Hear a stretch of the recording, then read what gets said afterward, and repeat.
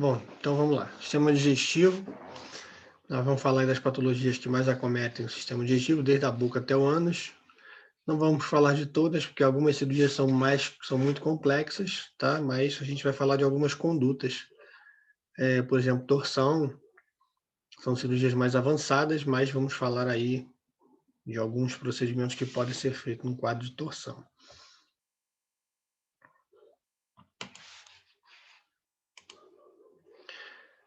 A gente começa então com a cavidade oral, mas antes vamos ver aí ó, o que a gente precisa, né?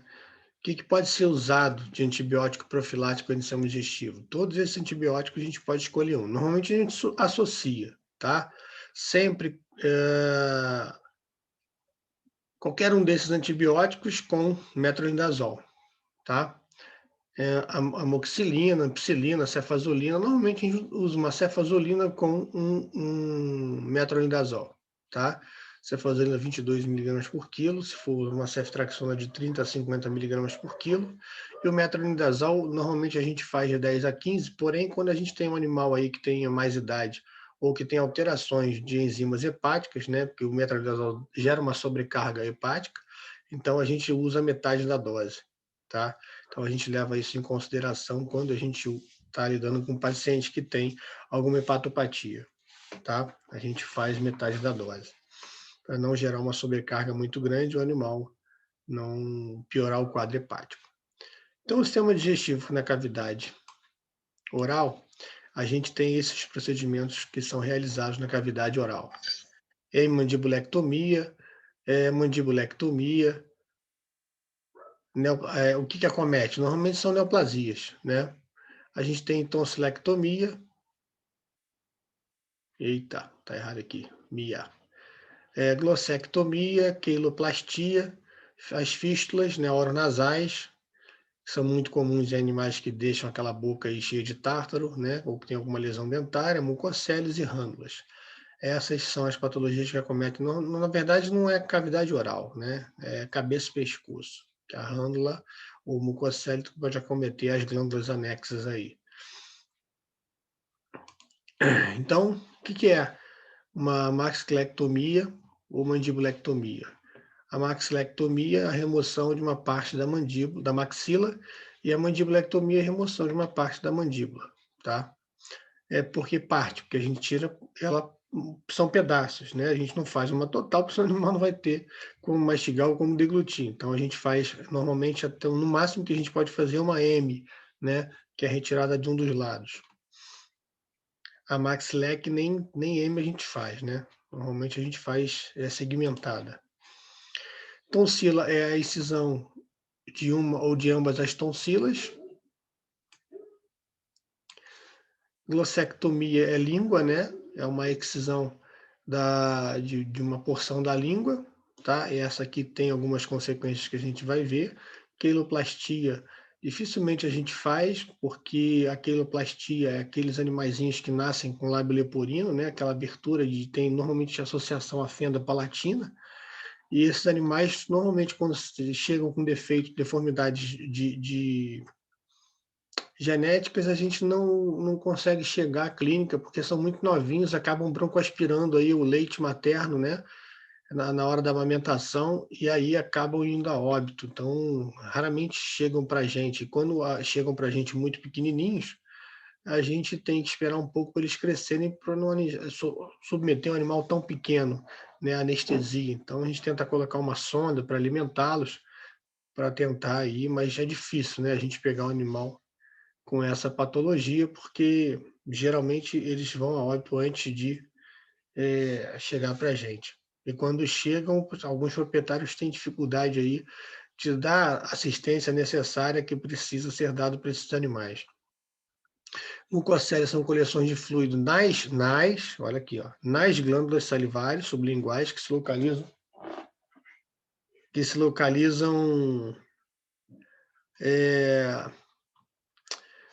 abaixo da língua, tá, ou no freno. As rândulas são coleções de fluidos provenientes das glândulas salivares, mandibulares e submandibulares que se localizam sobre a língua ou ao lado do freno. Conduta.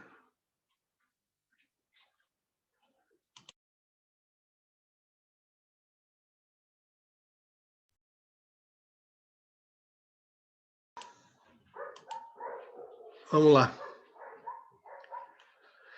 Então, a gente tem uma conduta a ser seguida para as cirurgias de cavidade oral, né? Um pré-operatório. As doenças de cavidade oral são comuns, e orofaringe são comuns em cães e gatos, né?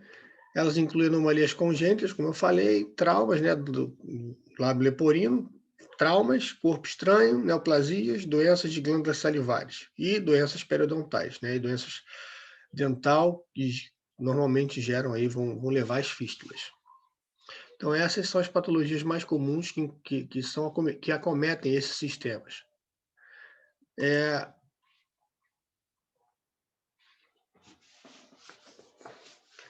Bom, só para vocês saberem, mas a gente vai ver isso semestre que vem, né? Eu não gosto muito de falar agora de sintomas, não, eu gosto mais de falar de técnica, né?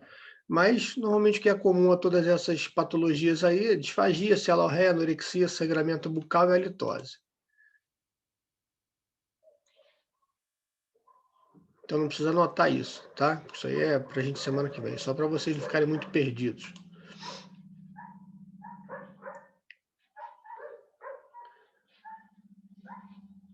Vamos passando, vamos passando. Bom, o que eu quero aqui? Isso aqui é importante.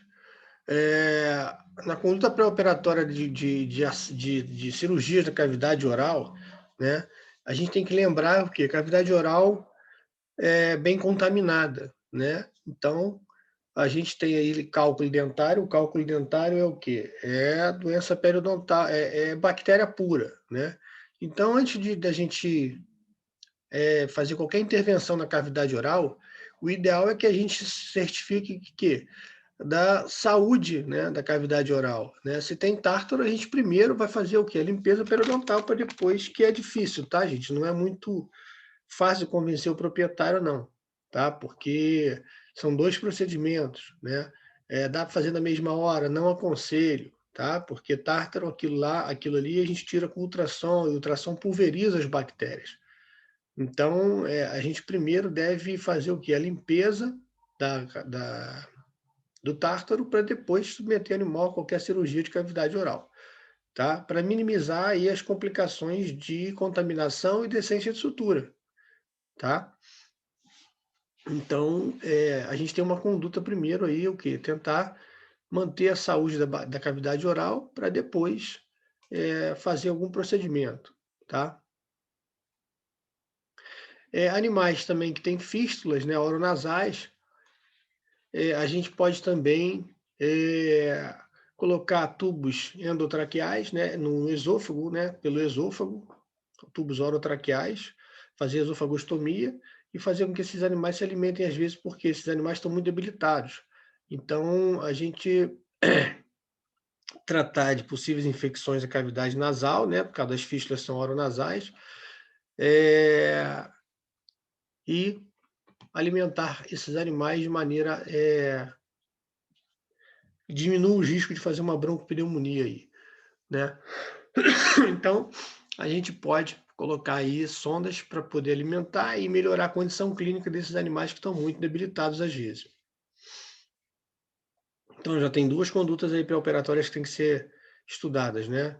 A limpeza periodontal, né? E a colocação de sondas alimentares quando o animal, não só quando tem fístula, tá? O corpo estranho, quando o animal tem um tumor, alguma coisa que o animal está debilitado.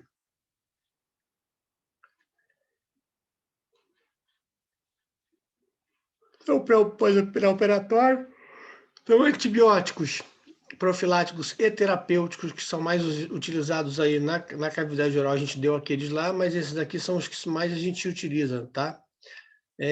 Clindamicina, metronidazol, amoxicilina, normalmente a gente usa amoxicilina com clavulato, tá? Ou cefalexinas, as cefazolinas.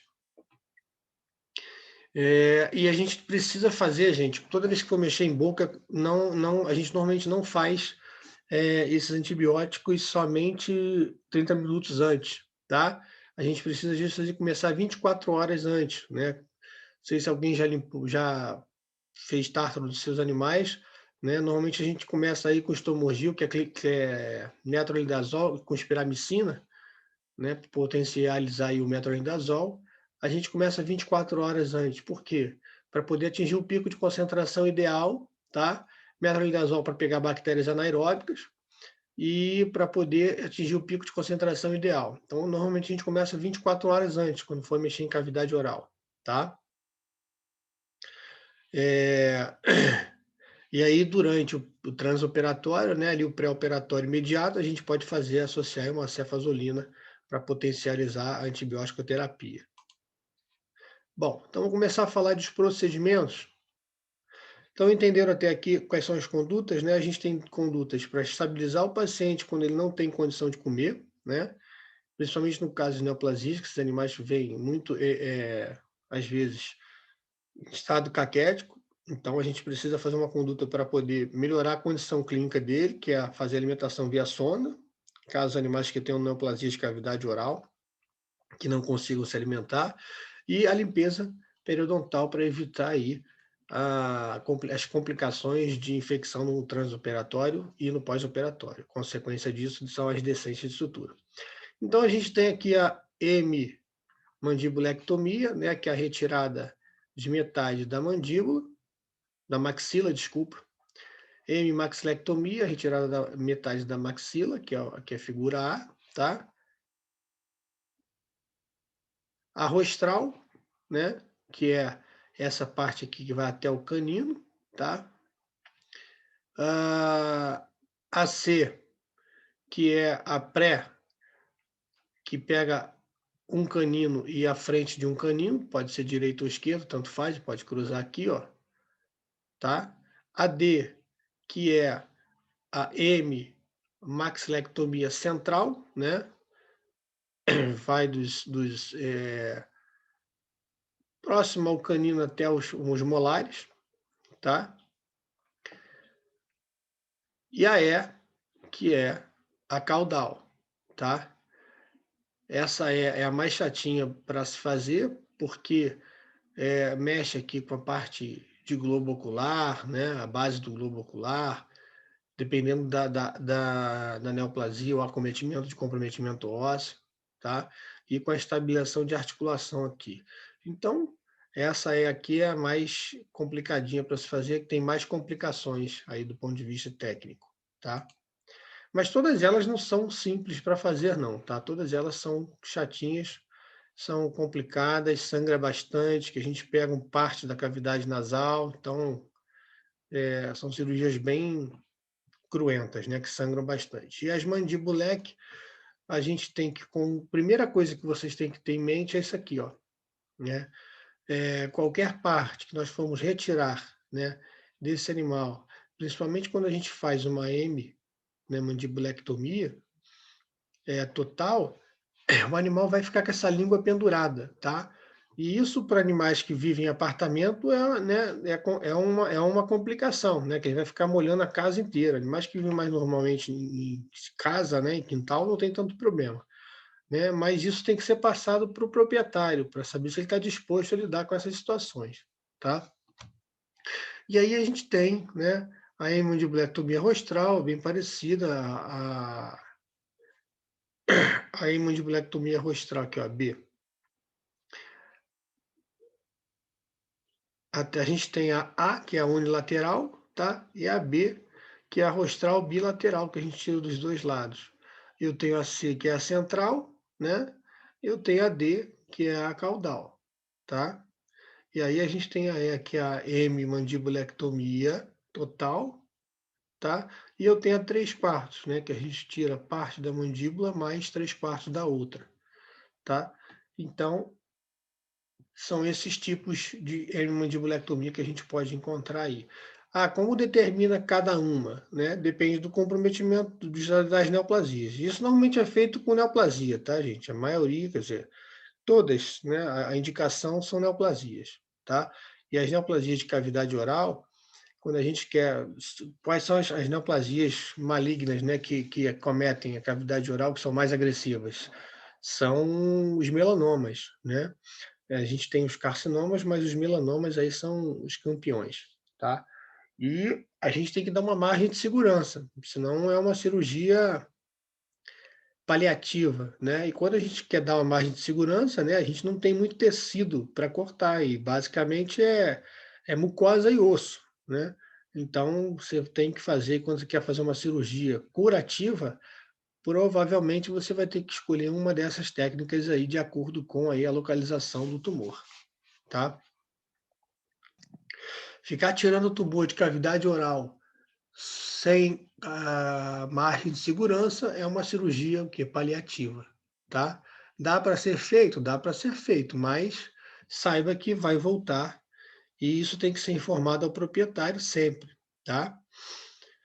Existem outras técnicas associadas, quando a gente não quer fazer uma cirurgia tão agressiva, tá? A gente pode fazer a crio ou a termoablação, né? A gente queima com nitrogênio, né? Com gelo, ou com calor, né? Com argônio. Os tecidos vizinhos, né? Onde se encontra a neoplasia, para minimizar aí ou demorar um pouco mais aí o crescimento, né? Porque você tira, mas você não tira com margem e outros tecidos estão acometidos. Então a gente associa a crio que ela vai fazer é menos invasiva do que um procedimento desse, né? Mas não é tão seguro, né? Porque a gente queima, a gente está tirando um pedaço que a gente supõe que tem, está queimando um pedaço que supõe que tem aí uma, o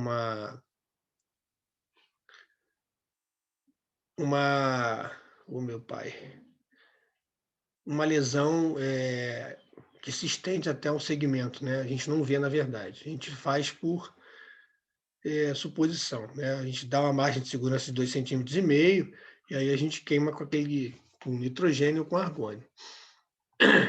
Mas a gente não está vendo a lesão. Bom, então aqui são só exemplos, né, das estruturas que a gente tem que se localizar, anatômicas, né? A gente, na parte cranial, tem a base da língua, né, até onde a gente pode tirar, se não vai ter interferência, a gente tem que... É uma coisa que a gente tem que levar em consideração, né, porque o animal, ele bebe água fazendo aquela conchinha com a língua, né, senão vai lesar nenhum músculo que vai poder dificultar aí a minha apreensão de líquidos ou alimentos, né?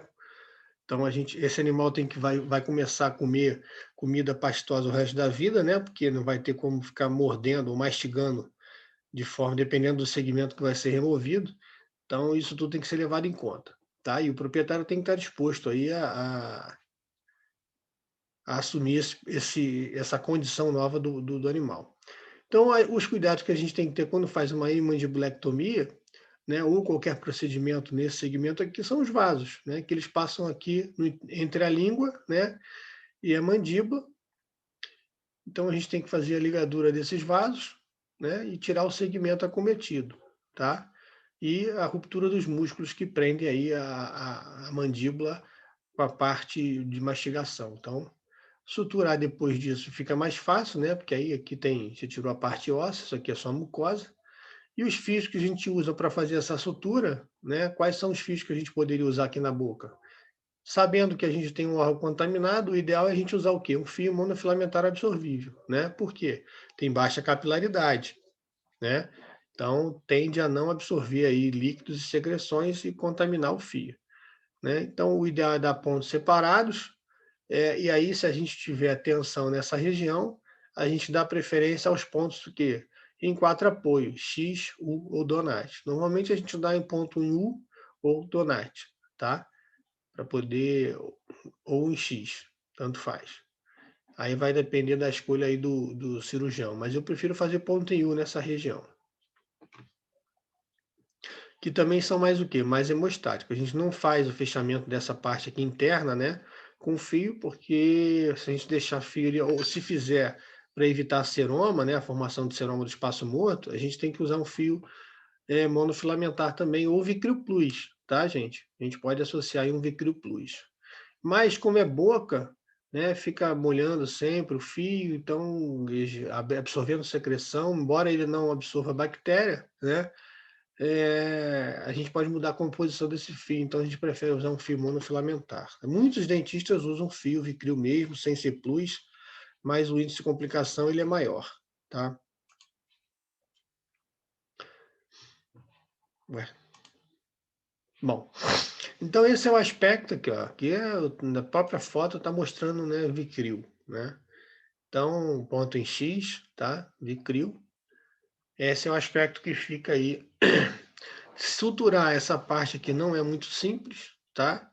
Ela é bem durinha e ele fica colado imediatamente aí ao palato duro, tá? A mucosa. Então, é um pouco mais chato fazer essas suturas, não é tão fácil assim não, tá? Mesmo tirando aí a parte óssea. Se é retirada por neoplasia, né? Normalmente são as neoplasias que acometem essa região. Tanto no caso de neoplasia quanto fístula, né? Esse buraco aqui seria quando eu retiro um segmento, né? A gente normalmente vai retirar um dente, e aí para cobrir às vezes o buraco do dente, a gente pode usar técnicas de enxerto, né? Que a gente aprendeu lá em tecido mole, né? A gente vai usar essas técnicas aqui. O primeiro dela, os retalhos rotacionais ou de avanço, né? Normalmente quando a gente, no caso de fístula ou quando a gente precisa arrancar um dente, vai ficar um buraco, né? A gente tem que fechar aquele buraco. Quando é neoplasia, não fica um buraquinho pequeno e o tecido em volta fica inflamado, então às vezes a gente precisa aí fechar esse buraco com retalho. Tem diversas formas de fechar esse buraco, né? Tanto para fístula quanto para neoplasia, tá? Então a primeira delas é só cobrir o retalho, tá? É só cobrir o buraco com retalho. A segunda delas é tirar um pedaço da mucosa do palato duro, né? Cobrir de um lado e você vem com retalho e cobre o outro, tá? Para criar aí uma resistência no buraco. Quando a gente faz só o avanço do retalho, né? Fica um vazio aqui, qualquer alimento mais duro que esse animal come pode causar perfuração aí dessa região, tá? Então, às vezes a gente faz aí uma proteção extra, tá? Isso serve para fístula, como para, a gente vai ver depois, como para remoção de dente aí quando tem neoplasia. O que é a tonsila? A tonsila, né, são duas glândulas, duas proeminências que tem logo aí ao lado da epiglote, tá? No cão é menos comum, tá? Mas em gato, isso aqui é mais comum, animal FIV-FeV positivo, né? Que isso aqui fica aumentado, essas tonsilas, e às vezes para poder o animal se alimentar, a gente faz a remoção. A gente tem duas formas de fazer, ou cauterizar com bisturi elétrico, né? Ou dar um pontinho para cá e outro para cá, a gente faz dois pontinhos aqui, ou faz uma sutura maciça aqui, e aí corta o tecido que está proeminente ou inflamado, tá? E depois fecha, né, a mucosa. A glossectomia, qual fio que a gente usa, né? Sempre o que eu estou falando, né? Monofilamentar absorvível ou Vicril Plus, tá? 3 zeros ou 4 zeros, tá? A glossectomia, né, é a remoção de parte da língua, né? Aqui a gente não tem como tirar, isso aqui é uma neoplasia, né, um carcinoma, de células escamosas de língua no cão. Vou tirar com margem. Você pode tirar com margem, mas lembrando que se você tirar aqui, esse animal não vai conseguir beber água nunca mais, né? Então, a gente às vezes fica com... Aqui já é um caso complicado, né? Porque vai ficar só um pedacinho para ele beber água, então isso tem que ser levado em consideração, tá? Mesma coisa, remover o tecido e suturar com fio na absorvível monofilamentar, tá? Ou Vicril Plus, e lembrar que as consequências disso aqui é a dificuldade de beber água, e talvez você tenha que dar água para o animal pela seringa.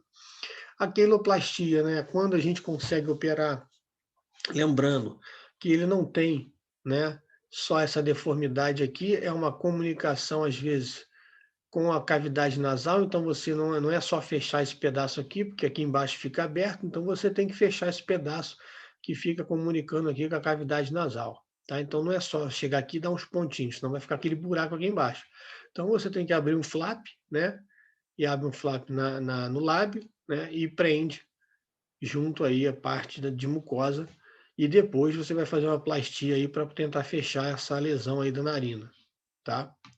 E aí tem várias plastias aí, mas normalmente são as plastias triangulares aí que a gente vai tentar fechar, tá? você vai ter que estudar e vai ter que ver o caso, qual plástico que se adapta aí, que se adequa aí mais a esse fechamento, né? Mas, de qualquer forma, essa parte aqui de comunicação da boca com a narina tem que ser fechada com esses flaps que a gente abre, tá? Normalmente, essas patologias de lábio leporino estão associadas às fístulas de palato duro, tá? E uma dessas cirurgias é tranquilinho, tá, gente? Como mostra o livro. Então, para descolar esse tecido todo aí e jogar ali para fechar o palato, não é fácil. A gente normalmente, quando fecha, fecha só a mucosa, né? A parte óssea aqui é difícil da gente fechar, tá? Então, o que que ele faz aqui, ó? Ele faz duas aberturas, tá? Na verdade, faz 4 aberturas. Essas duas aqui para fechar a parte de baixo. E aí ele vem aqui, ó, e fecha por cima, tá? E aí, ó, ele fechou a parte de baixo, depois fechou a parte de cima, e aí fecha as laterais. Às vezes nem fecha as laterais, que a mucosa cicatriza rápido, tá? Às vezes não tem espaço para você fechar isso aqui, então fica aberto. O que você tem que fechar, na verdade, é o quê? É a fenda, né, palatina que ficou exposta. Então ele faz uma sutura dupla, né, de mucosa com mucosa, depois você faz outra sutura de mucosa com mucosa para dar mais resistência, tá? Tem essas também que a gente pode fazer de um lado para o outro, né, e fechar, aí usa um ponto em U, né, e aí a outra parte deixa aberta, né, porque aqui cicatriza rápido. O que tem que fechar é o buraco. Mesma coisa, fios inabsorvíveis, fios absorvíveis aí, monofilamentar, e a fístula é igual, né? Quando a gente tira um pedaço do dente, já falei dessa técnica. Aí as rânulas, né? É isso aqui que a gente normalmente observa, e as mucoceles, tá? As mucoceles, o pessoal sempre pergunta, né? Esse é o aspecto da mucocele, tá? É um caroço que vai crescendo na parte de fora, e você tem dificuldade, às vezes, de saber qual é o lado, é só botar o animal deitado e decúbito dorsal, e aí vai cair para o lado certo da glândula. Não importa, tá? Às vezes quer saber qual é o diagnóstico, qual é a glândula sublingual, a glândula mandibular. A glândula sublingual e mandibular, elas estão unidas, tá? Normalmente sai tudo. A diferenciação é só da parótida para a glândula zigomática, tá? Então, isso aqui é. Não adianta muito querer fazer o diagnóstico qual glândula é, se é a mandibular ou sublingual, porque elas saem, vão sair a sequência toda. Porque o entupimento normalmente ocorre aqui. E isso ocorre por cálculos, né? Da glândula começa a produzir cálculo demais e aí, ó, fecha aqui, né? A gente obstrui, né? Não, a gente às vezes não tem como desobstruir, e mesmo desobstruindo, se o animal tem tendência a fazer cálculo, ele vai obstruir de novo. Então a gente faz o quê? Faz a remoção da glândula, tá? Aí sim, essa remoção da glândula não é muito simples, porque, né, tem a bifurcação da jugular aqui, né? Que vai dar as artérias que vão vascularizar a face, e aí ela fica bem na bifurcação e eu não posso causar nenhuma lesão. E tem nervos aqui, né? Nada é muito aqui, ó, como está aqui embaixo. Deixa eu aumentar aqui para vocês. Né, ó, bifurcação da veia jugular, veia maxilar e a veia. E tem linfonodos nessa região também, então tem que tomar bastante cuidado. Então é dissecar com cuidado, né? A gente vai dissecar até ali o próximo, a saída do ducto, tá? E aí, como é glândula, gente, qual é o fio que a gente usa para ligar, né, essa glândula, esse ducto? A gente tem que usar um fio inabsorvível, tá? A gente usa um fio inabsorvível por quê? Porque se ficar algum tecido glandular aqui, vai acabar fazendo uma fístula, né? Então, quando o fio absorver, esse ducto aqui, ele volta e aí começa a drenar aqui para dentro. Então, a gente usa um prolene, por exemplo, até um nylon. Eu prefiro usar um prolene, tá? É um fio inabsorvível e um fio monofilamentar. Então, a gente liga o ducto com prolene, tá?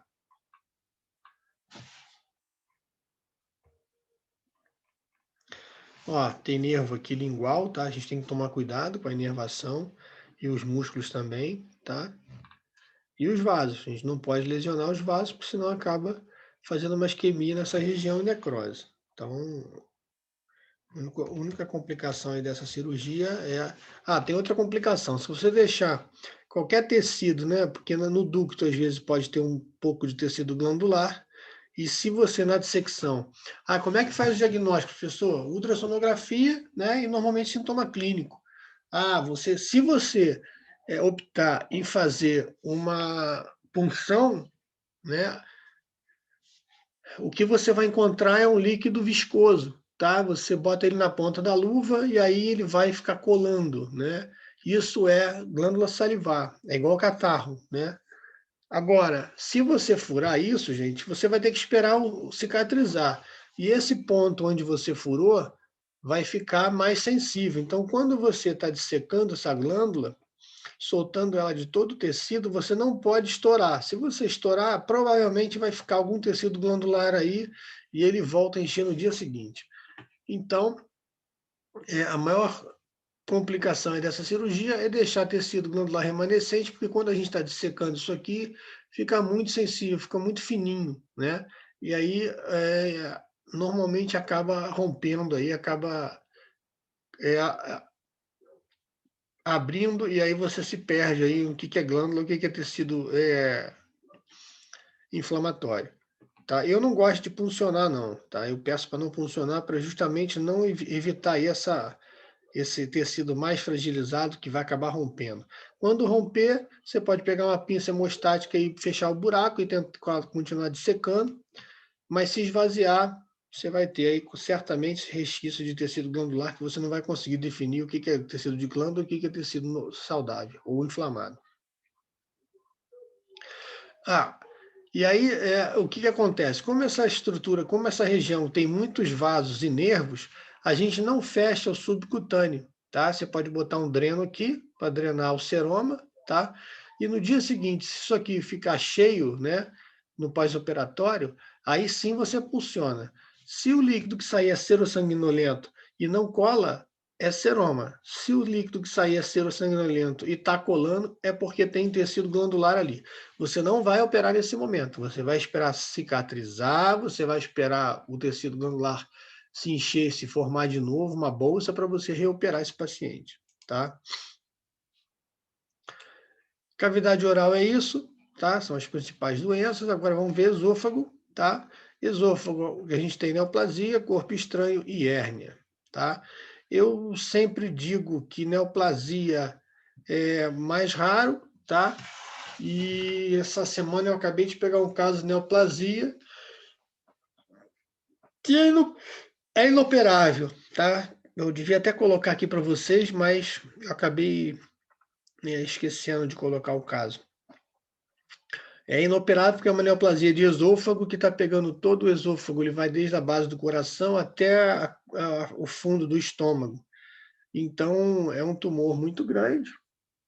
O animal ainda consegue se alimentar, mas não tem como a gente fazer a remoção desse tumor. Até tem, mas o que a gente vai colocar no lugar? Né? Para colocar no lugar, teria que colocar um pedaço do tubo digestivo ali, do jejum, ou tirar um pedaço do estômago. Mas como o estômago está comprometido também, a gente vai ter que colocar um de jejum. Então, é uma cirurgia muito invasiva, que tem um alto índice de complicação, então eu não recomendei a cirurgia para o proprietário. Depois, no final, eu posso até mostrar para vocês aí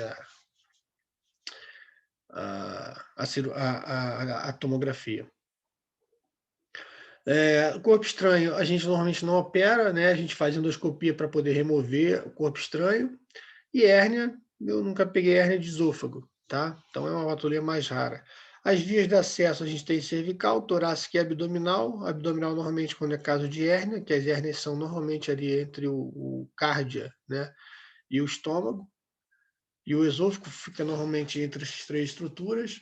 A outra patologia que a gente tem aí é megaesôfago, tá? Mas megaesôfago ainda não tem uma solução muito adequada, tá? O megaesôfago, a solução hoje mais adequada para megaesôfago, megaesôfago, para quem não está entendendo, é a dilatação do esôfago, né? Ela perde a sua força de contração e então aí o animal não consegue deglutir, ele fica regurgitando a comida. Tá? Antigamente tinham duas soluções, a cardiomiotomia, que era a abertura do cardio, né, para o alimento passar mais rápido, mas como ele perde essa válvula, ele pode regurgitar também. Então, acaba aí só tirando de uma cavidade para outra. Hoje, a solução mais viável para megaesôfago é a colocação de uma sonda quando os métodos de manejo, né, de comer em plano elevado, para o animal não ter que, né, forçar a comida para descer, porque o esôfago não tem como contrair, você bota em plano elevado por gravidade para passar mais rápido, né? Então, quando essas alternativas clínicas não dão resultado, a alternativa é fazer aí a colocação de uma sonda gástrica, e esse animal se alimentar só por sonda gástrica. Esses animais que têm megaesôfago, normalmente, eles acabam fazendo broncoaspirando e morrendo de pneumonia, tá? Então, essa aí, normalmente, é a consequência do megaesôfago. Não coloco aqui porque não tem uma técnica cirúrgica, tá? Que a gente refaça o esôfago para poder... É mais manejo clínico, tá? E aí, quando o manejo clínico não resolve, a gente bota uma sonda gástrica por via endoscópica. Então, para abertura aí do esôfago, a gente tem 3 vias, né? A via cervical, tá? Afastando sempre as estruturas para a direita, porque o esôfago passa à esquerda da traqueia. Tem todas essas estruturas nobres, bainha carotídea, nervo vago, laringeu recorrente, tireoide. Então, a gente tem que separar essas estruturas para poder acessar o esôfago, tá? A via intercostal, né, que a gente viu semana passada. Aí a gente tem que saber qual é a altura que passa, né, está o corpo estranho, quando a gente não consegue tirar por neoplasia, para saber qual é a região que a gente vai incisar intercostal, tá? E a via abdominal, né, no caso das hérnias, mas isso aqui te confesso que eu nunca peguei uma hérnia esofagiana. Quando a gente precisa tirar um segmento de esôfago, a técnica é similar, né, à técnica de anastomose intestinal, tá? Você coloca uma pinça anterior e posterior, uma pinça de anastomose intestinal, né, um clamps, e aí você sutura camada por camada, né, com fio monofilamentar absorvível, tá? Ou Vicryl-Plus. O ideal é que a gente coloque uma sonda, né, por faringostomia nesse animal, para a alimentação não passar nessa região. A sonda vai direto para o estômago, né, e aí a alimentação não passa aqui, reduzindo a chance de contaminação, tá? Mas é muito difícil a gente pegar tumor nessa fase aqui, tá, gente? Porque quase não tem sintoma. E aí os tumores chegam em fase muito mais avançada, como eu vou mostrar para vocês daqui a pouco. Então, a sutura, você sutura mucosa com mucosa e depois a serosa com serosa. Na verdade, é a seromuscular, né? É a muscular, porque quase não tem serosa o esôfago, tá? Então, vamos passar aí para a parte de estômago e intestino, tá? Patologias, neoplasia, corpo estranho, intussuscepções e hérnias, tá? Vamos falar mais aí de corpo estranho e neoplasia, intussuscepção. Vamos falar, na verdade, das anastomoses, tá? A via de acesso é a celiotomia, tá? É a via de acesso mediana, e aí de acordo com a região aí que está sendo acometida a patologia, tá? Se for estômago, é região epigástrica, se for duodeno e jejum, aí a gente mesogástrica, e se for cólon, mesohipogástrica, tá? E reto, algumas porções do reto a gente consegue acessar também aí pela região hipogástrica, tá? Bom, tá? Quais são as patologias? Gastrectomia, né? Normalmente as gastrectomias são parciais, tá? Essas são através da parede do estômago para o seu lume. A gastrectomia normalmente é parcial e a ressecção por uma porção do estômago.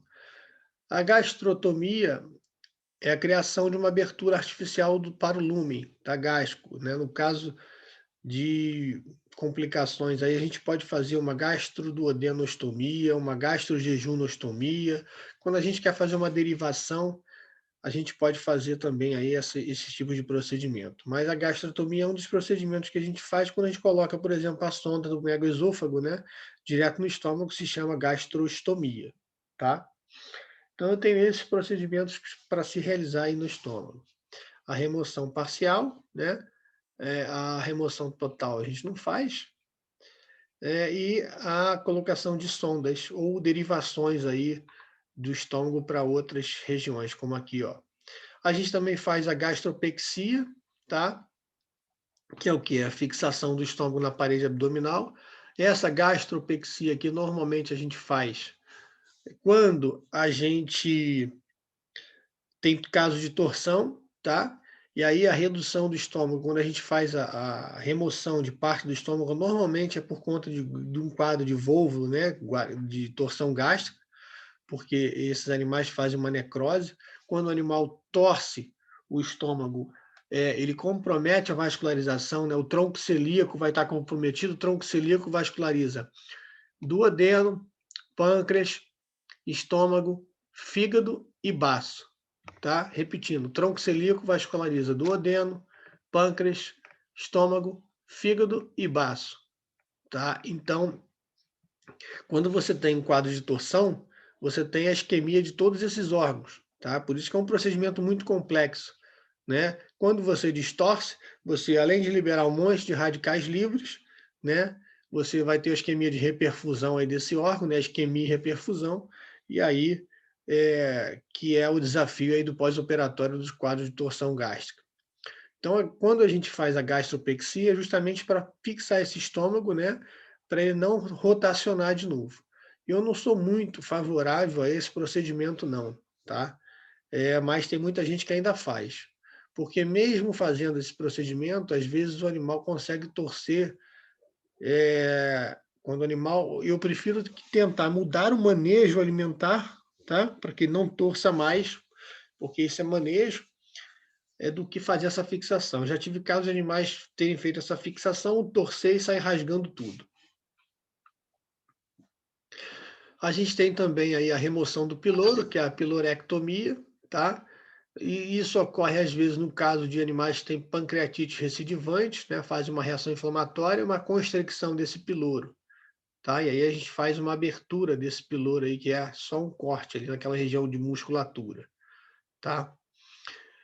Quando a gente faz a remoção desse piloro, a gente tem duas técnicas, tá? A remoção do piloro, aonde a gente tira o piloro todo, a pilorectomia. A gente faz ou a pilorotomia, que a gente só faz a abertura, ou a piloroplastia. Mas quando a gente tem uma patologia que a gente precisa tirar o piloro, né, aí tem duas alternativas, que é usar a técnica de Bill-Holt 1 ou Bill-Holt 2. O que é Bill-Holt 1? É o cara que inventou o procedimento. Quando a gente tira o piloro, né, e aí vai anexar o estômago ao duodeno. Então a gente faz uma gastroduodenostomia, tá?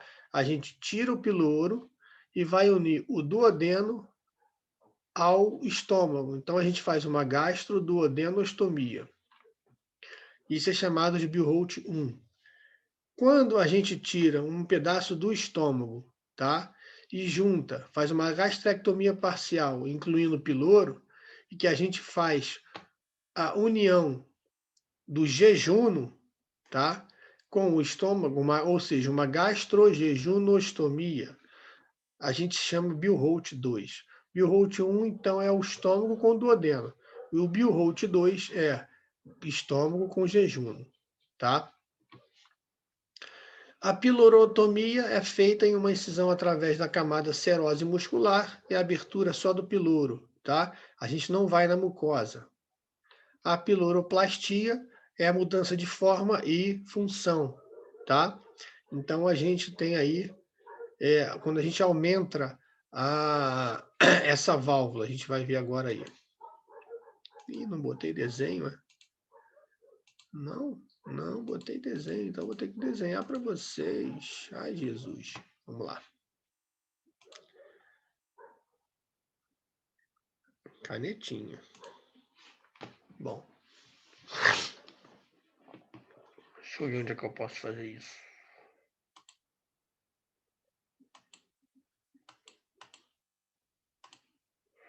Vamos fazer aqui, tá? Vamos fazer aqui mesmo.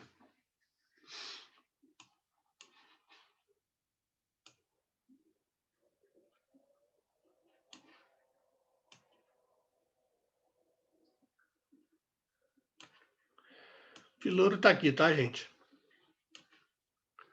E o card já tá aqui. Bom. Então, quando a gente tira o piloro e parte do estômago, e você... Agora, ó, você tirou esse segmento aqui, tá? Então, esse segmento aqui não existe mais. Quando você tirou esse segmento, aí você vai juntar.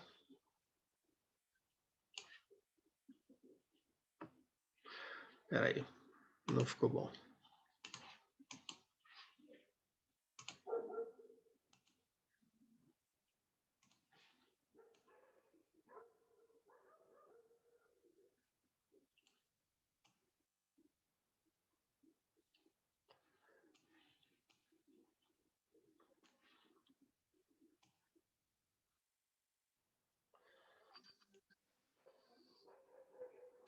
Ficou só esse buraco aqui, né? Com esse buraco aqui do duodeno.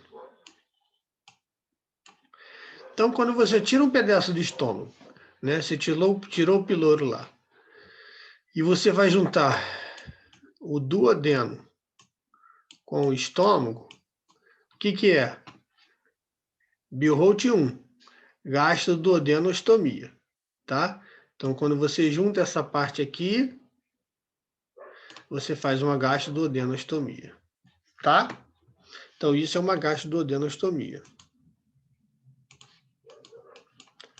Quando eu tiro um pedaço do estômago, junto com o piloro, e aí eu faço a união do duodeno com o estômago, gastroduodenostomia.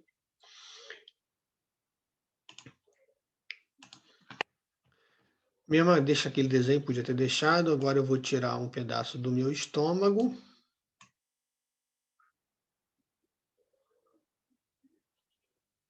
Ó, vamos tirar aqui um pedaço do estômago, tá? Onde tem o piloro, aqui é o cárdia. E aí você tirou esse segmento aqui, tá? Aí você vem aqui, ó, fecha isso aqui, tá? Fecha isso aqui, ó. Fecha esse segmento aqui. Aqui, duodeno. Quando chega lá na curvatura, vira jejum. Aí você pega esse jejum aqui, ó, e coloca aqui no estômago, tá? Faz uma abertura aqui e sutura isso aqui, que aí é uma lateral, tá? Isso é um quê? Biholt 2, tá? Uma gastrojejunostomia. Cadê? Gastrojejunostomia, tá? E por quê? Porque às vezes fica muito próximo, por exemplo, do ducto pancreático aqui, do colédoco, né? O ducto hepático e o colédoco e o pancreático desembocam aqui, né? Quando fica muito próximo, para você não ter um refluxo de bile aqui no estômago, você às vezes prefere fechar esse segmento, tá? E colocar uma parte do duodeno, do jejum aqui, tá? Por que eu não coloco o duodeno? Porque o pâncreas fica aqui nesse pedaço do duodeno, tá? Então a gente evita colocar para não causar uma lesão pancreática, tá? Não tem espaço aqui para colocar. Então a gente coloca aqui e também para não ter volta de bile, né? Toda hora aqui. Então a gente coloca aqui esse segmento fazendo a gastrojejunostomia, tá? E a piloroplastia,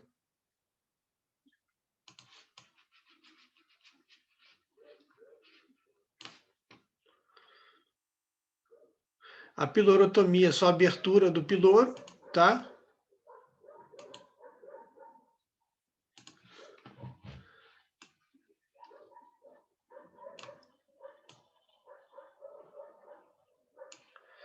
Aqui, ó. O piloro tá aqui.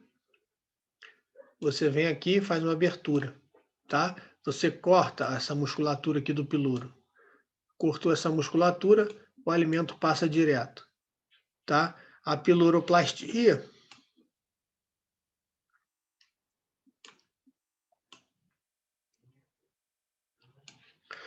você vem aqui,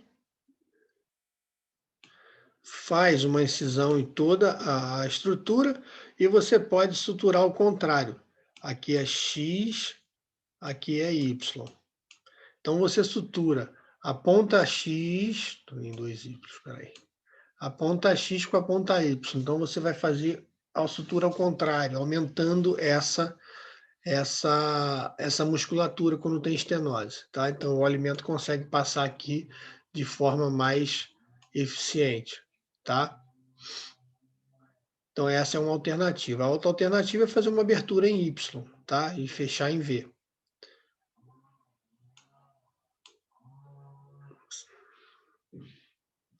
Mas essa aqui é mais usada.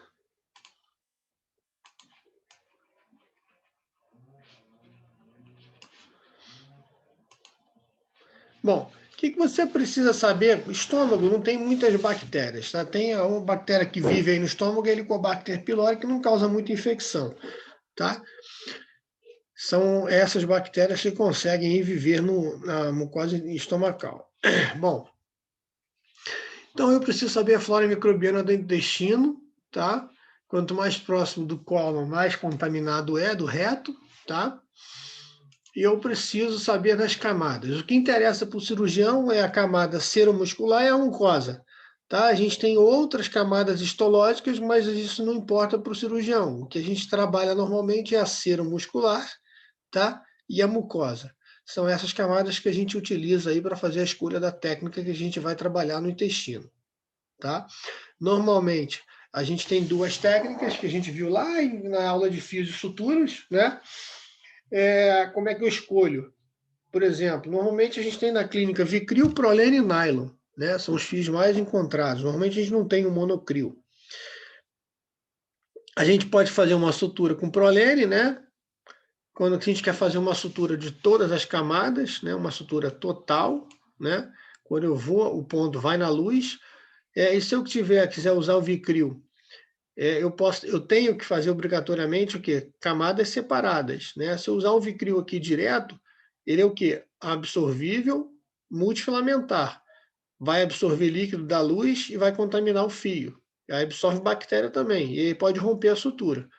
Então, quando a gente usa um Vicryl para fechar a cavidade digestiva, a gente tem que fazer ou uma sutura que pegue somente a cera muscular e deixe a mucosa livre, ou dois planos. Pega, né, a mucosa, fecha toda a mucosa primeiro, pega outro fio, porque esse fio foi na luz, e fecha a cera muscular. Então, essas são as técnicas utilizadas.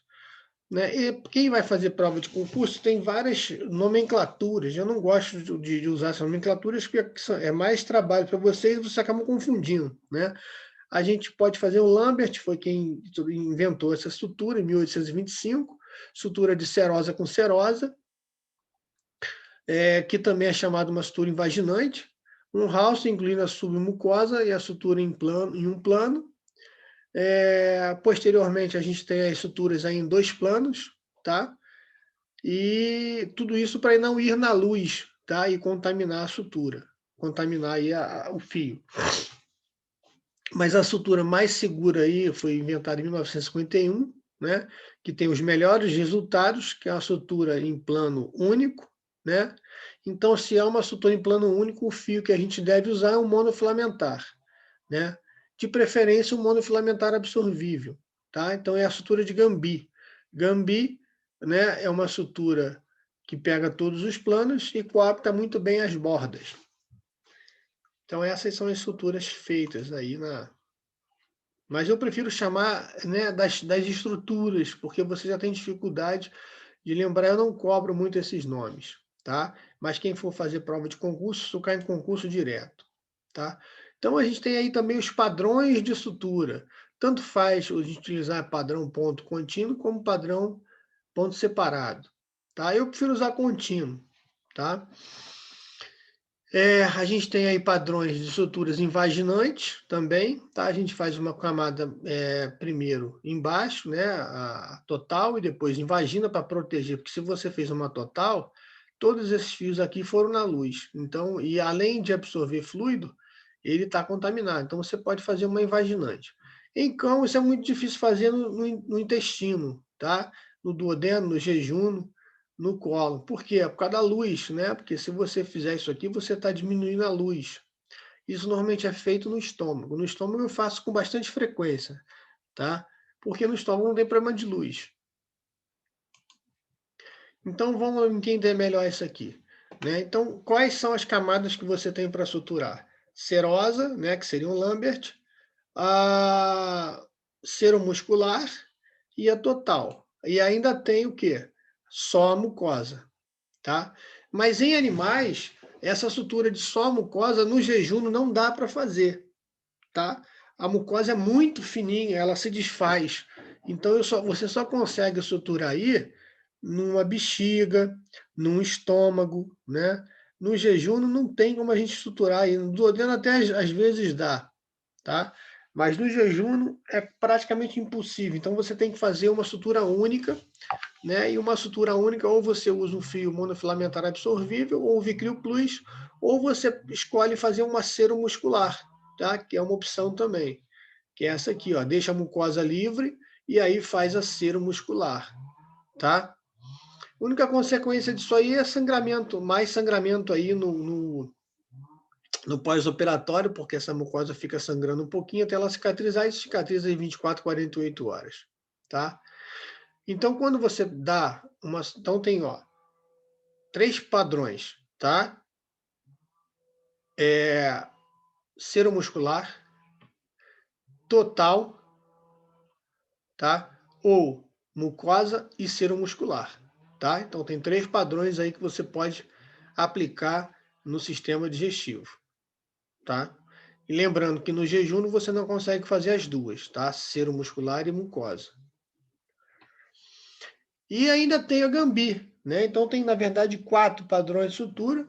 Gambi, embora seja mais efetiva, né, não é muito usada, que é uma sutura muito trabalhosa, né? Você vai na luz, volta muscular, muscular, luz, né? E serosa.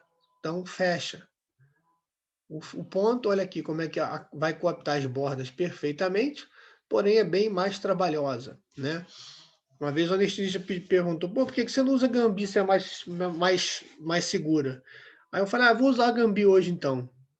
Aí ele não falou para nunca mais usar, porque demora para caramba fazer essa sutura, tá? Então, mas é muito mais segura. Mas lembrando que Gambi eu tenho que fazer o quê? Eu tenho que usar um fio monofilamentar absorvível. Essa sutura aqui, ó, seromuscular, pode ser qualquer fio, né? Vicryl. Essa sutura aqui tem que ser ou Vicryl Plus ou monofilamentar absorvível. Você pode até usar um Prolene aqui se não tiver um monofilamentar absorvível, tá, gente? Mas lembrando que o fio vai ficar aí como por estranho o resto da vida, tá? Tranquilo? Então vamos lá. Aí a gente tem outras suturas, tá? São suturas normalmente invaginantes. Só para quem quiser, eu não cobro isso não. Quem for fazer, tem outros padrões, não só são essas que a gente está colocando, né? Tem Schmiden, que eu uso também bastante no estômago. Tem Cornel Mayo, tem diversas suturas, tá, gente? A gente está ensinando para vocês o básico, tá? O meu objetivo não é ficar dando um monte de sutura para vocês, é ensinar o básico, e daqui quem for fazer cirurgia vai ter que fazer certamente uma pós-graduação em cirurgia, né? A gente não está dando um curso de especialização, né? Mas só para mostrar para vocês que existem diversos outros padrões de sutura, né? Quem for fazer pós-graduação aí fica na consciência de vocês que isso aqui é só o basicão, né? Mas tem diversas suturas que a gente pode aplicar aí. Eu tenho, acho que eu dei para vocês, né? Eu dei para outra turma, eu tenho um atlas tem 300 páginas só de padrões de sutura, então tem muito mais coisa aí para a gente estudar, tá? Isso aqui é para observar como é que fica, né, o padrão de sutura quando a gente usa em plano duplo, né, faz uma sutura total e invagina esse segmento. Olha a luz como é que fica obstruída, né? Como é que vai fazer de um lado de outro? Não vai ter luz. Então, em animal a gente pouco usa esse padrão de sutura, tá? Fora que o processo de cicatrização fica o quê? Comprometido, né? Embora do ponto de vista de contaminação seja melhor, do ponto de cicatrização, quando você faz uma sutura dupla, é muito pior, tá? Então, toda vez que a gente vai trabalhar numa víscera oca, a gente tem que usar os reparos, tá? Então, vamos falar de estômago agora, vamos falar um de cada vez. A gente vai usar o quê? Os reparos, tá? Senão a gente não consegue furar um estômago e entrar no estômago, tá? Então, utiliza-se os reparos, faz a abertura e os reparos, eles auxiliam também o quê?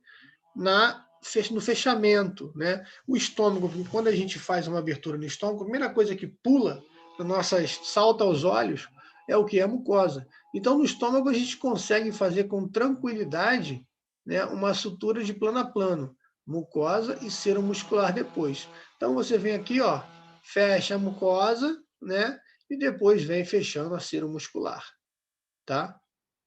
E se você quiser, você ainda invagina. Eu faço isso, tá? Eu faço 3 camadas no estômago. Por quê, professor?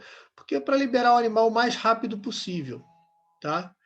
E fazer com que esse animal se alimente o mais rápido possível. Por quê? Porque, gente, geralmente esses animais, quando tem alguma patologia nessa região, de estômago, por exemplo, corpo estranho, que normalmente é o que mais a gente encontra, esses animais não estão se alimentando direito, estão vomitando, né? Então, quanto mais rápido eu fizer ele se alimentar, mais rápido ele vai conseguir cicatrizar aí a cirurgia, né? Mais proteína ele vai ingerir, mais alimentos ele vai ajudar a cicatrização. E o seu restabelecimento, né? Porque o animal normalmente já perdeu peso, tem outras comorbidades por conta da má alimentação.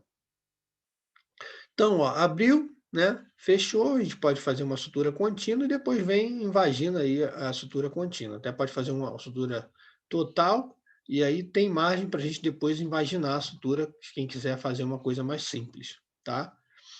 Lembrando que o ideal é ser um monofilamentar absorvível. A gente também tem os tipos de anastomose, tá? Anastomose término-terminal é boca com boca, tá? Látero-lateral, parte lateral com a lateral. No caso da gastrojejunostomia, a gente faz uma látero-lateral, tá? Uma látero-terminal, que é uma parte lateral com uma parte terminal, tá? A gente vai ver isso agora. Por que isso, professor? Por que não faz sempre assim, né? Que é mais anatômico? Porque tem situações que a gente não consegue por diferença de boca, tá? Quando eu tenho um corpo estranho, primeira coisa que acontece, e obstrutivo, primeira coisa que acontece com essa parte que está obstruída aqui atrás é aumentar o tamanho, tá? Então a gente corta às vezes em bisel para ficar o mesmo tamanho, mas esse bisel não pode ficar maior que 90 graus, senão ele acotovela. Então é melhor a gente usar essas outras técnicas, tá? Ah, por que não fecha um pedaço e sutura o lado? Por quê? Se você fizer isso, por exemplo, isso aqui que eu estou falando, ó,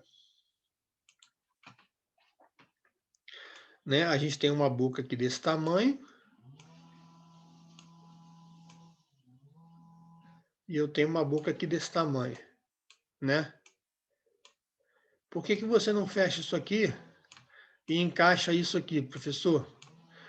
Porque vai fazer intussuscepção. Se o peristaltismo está daqui para cá, vai fazer com que isso aqui entre aqui dentro, tá?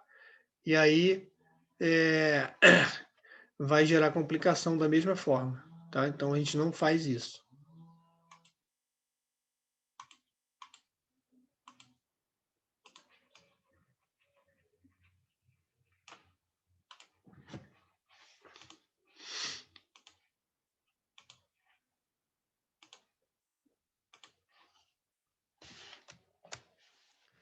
Bom, olha aqui, ó.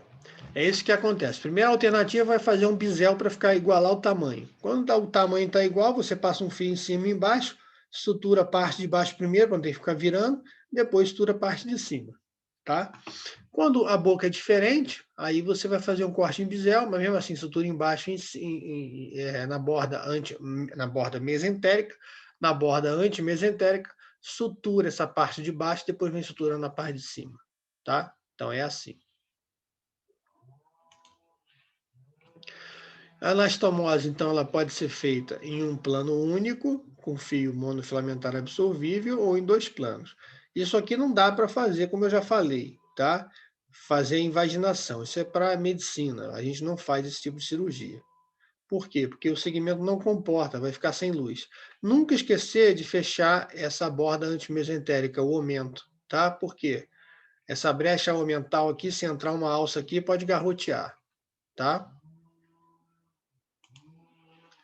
A lateral, olha só, vê se vocês entendem.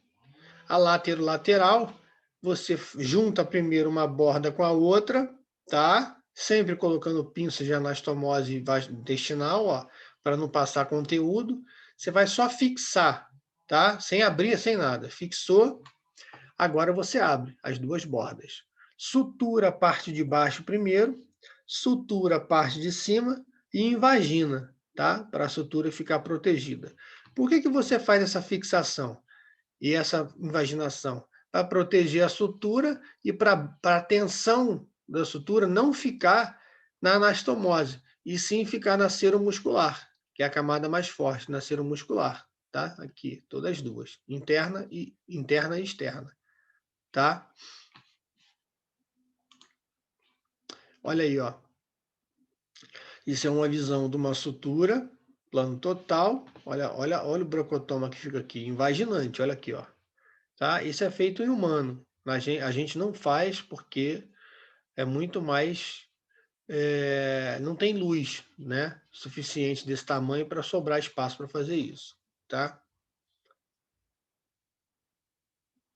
Ó, tudo feito com Vicril, tá vendo? Vicril, né? Fez uma camada e depois faz a outra. Olha a luva aí contaminada, né? Quando a gente faz muito, dá muito ponto, a gente tem o risco aí de contaminar. Tem as suturas mecânicas também, tá, gente? Mas isso aí já é mais um pouquinho mais avançado, mas só para vocês saberem que existe, tá? A gente tem grampeadores lineares e grampeadores circulares, né? Que facilitam muito, né, a vida da gente. Mas a gente ainda não usa muito, não tem muito hábito de usar isso aí, mas o que a gente faz, ó?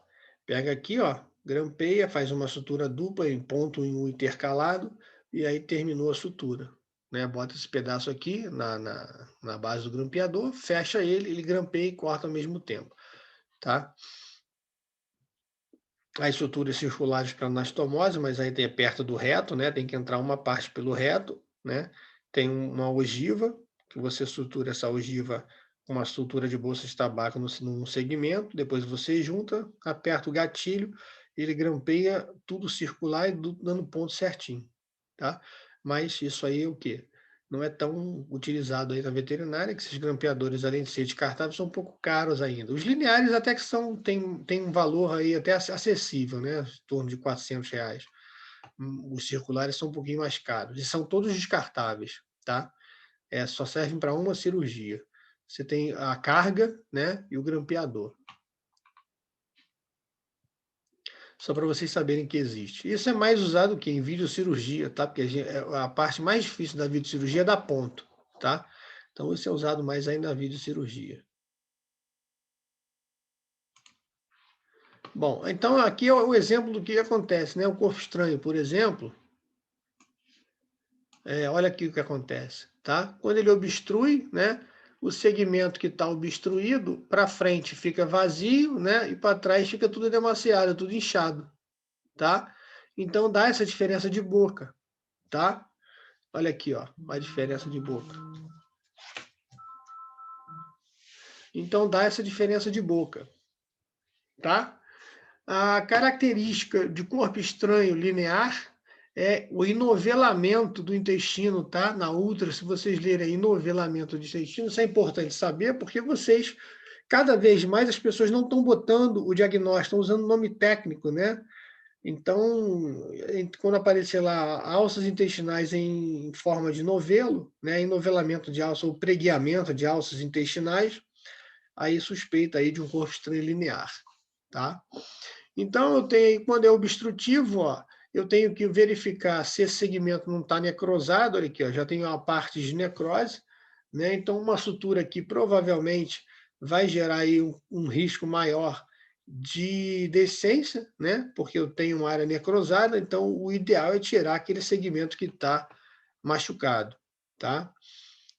Quando não está machucado, é simples, você só abre, né, e sutura. ou você pode suturar, como eu falei, ó, o X com o Y ao contrário para aumentar o diâmetro e não causar aí uma estenose da região.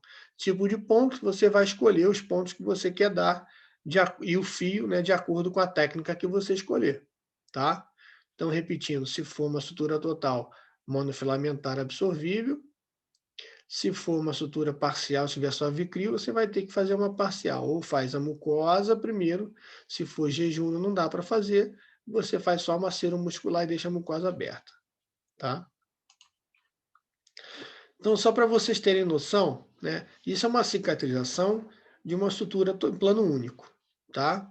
Olha como é que fica bonitinho, olha o esporão, quase não tem, 7 dias, né, de pós-operatório. Agora, olha uma sutura em plano duplo, né? Olha o processo, olha o esporão que faz, olha a cicatrização, como é que fica. Então, do ponto de vista de contaminação, preste atenção no que eu estou falando. Do ponto de vista de contaminação, é mais seguro fazer uma sutura dupla, tá?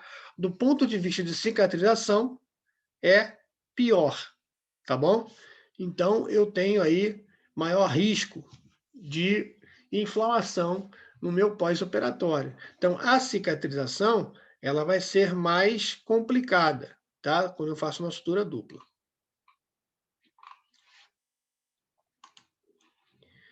Só para vocês visualizarem aí.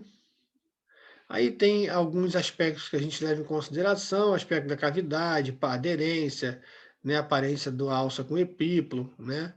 Isso uma sutura comparada entre dois planos, o aspecto macroscópico, dilatação de alça quase não tem, tá? Ótimo esporão com necrose de fios aparentes, né? Então, a gente tem aí diversas alterações. Sempre com o padrão duplo com pior, né?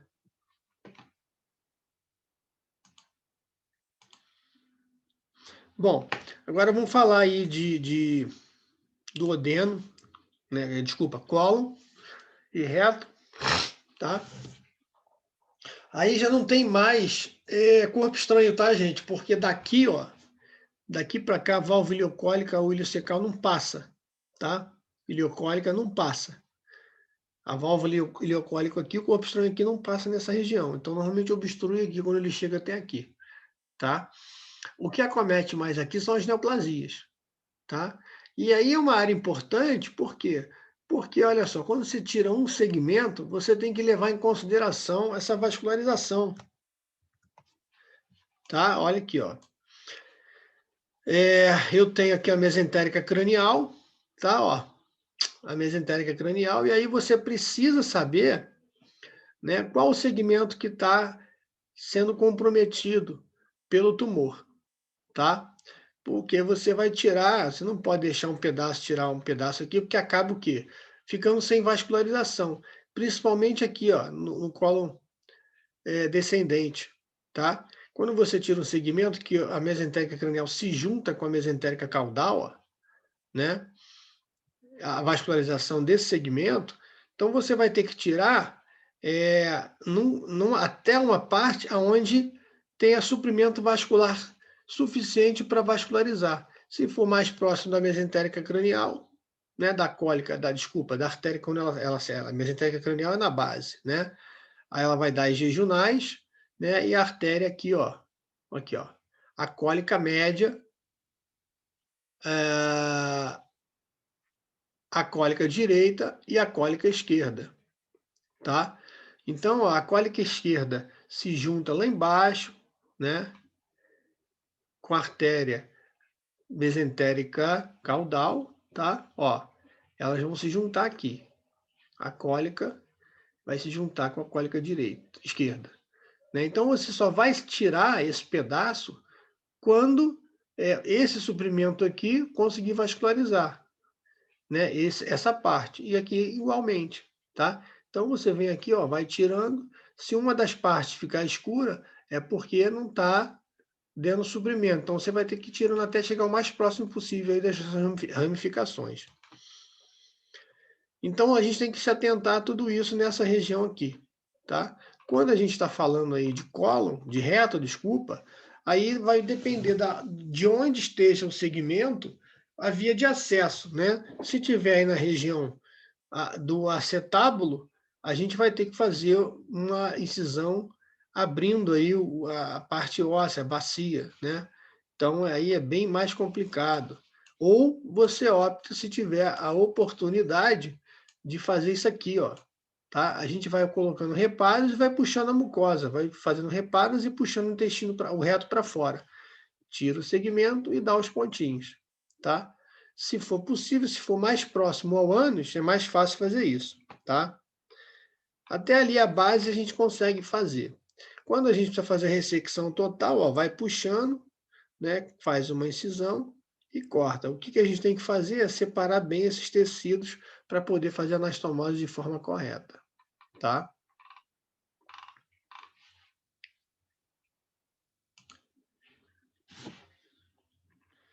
Pontos iguais, tá? Fios iguais, mesma coisa, não mudou, tá?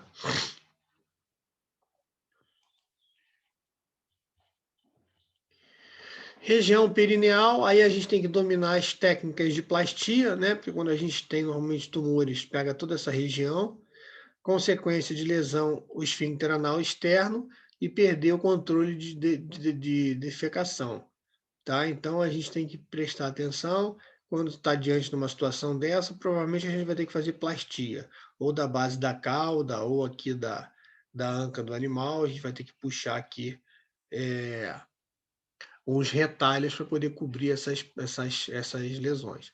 A gente tem aí os carcinomas ou entupimento de glândula adrenal, tá?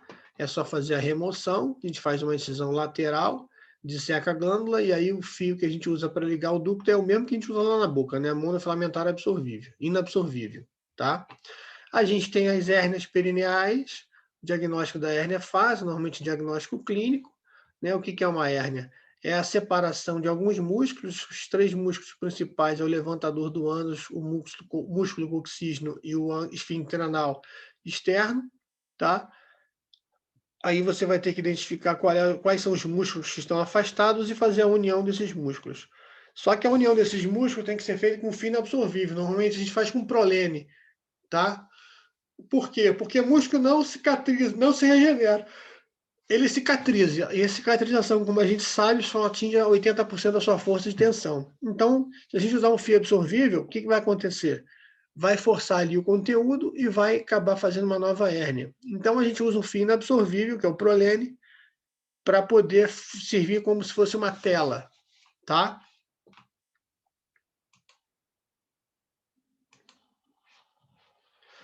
É isso, pessoal. Alguma dúvida aí?